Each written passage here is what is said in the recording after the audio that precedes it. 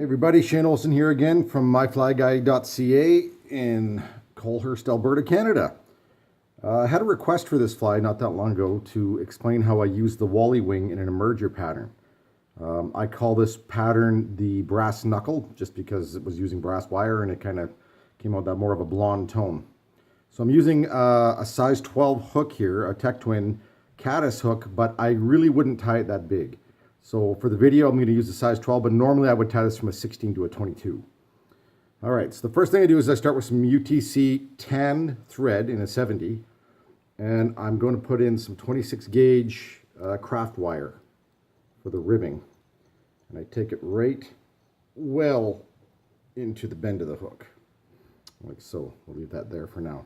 Then I take some brown Antron or Parapost, whichever you want to use.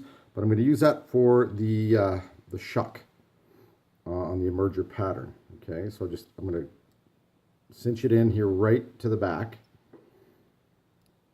like that, and I'll remove the excess, and I'll trim that out after when I get it to the length I want. We really don't need much of a shuck out the back. So like so, and then I will build up a thread body.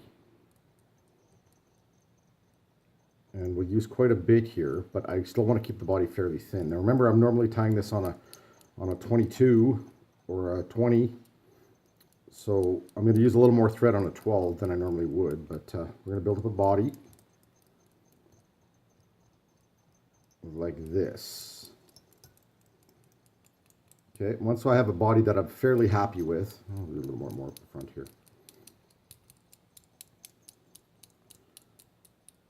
Once we've got it to that stage, we'll simply wrap the body to give it that segmented wire look.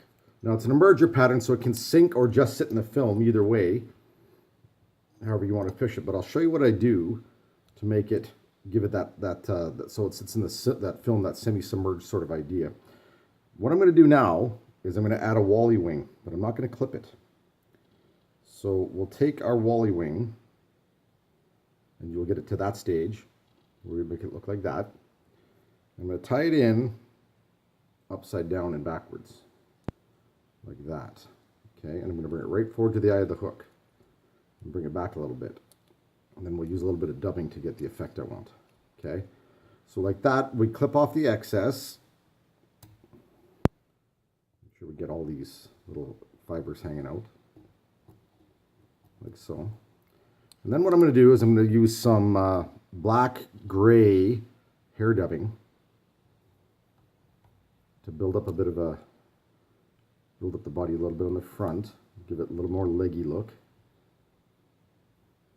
And then when I fold the wing backwards, you'll see the effect here. So we have the body so far, and then you grab the wing, folding it backwards. Now you want to build a little bit of a dam in front of the eye, like that, and then I actually want to go over the feather just a little bit to hold it in that position, and then I'll explain the effect that you're going to look for when you're done. So when you're done that, rotate that hook a little bit, and a simple whip finish when you're done, like so. Okay, clip off the back, and you'll leave the wing looking like that. Now the idea here is, what I do is I gink or dress only the wing. So I just dress the wing, and when you do that, the wing floats, the body floats, and the tail with the shock sits in the water. So you end up floating through something like that, and I found that was a very, very effective pattern on an emerging stream, and you could use that wing as a great way to keep it floating with the body in the water. Looked very natural and fished very well. Let me know what you think, guys. That's called the brass knuckle. Shane Olson from myflyguy.ca.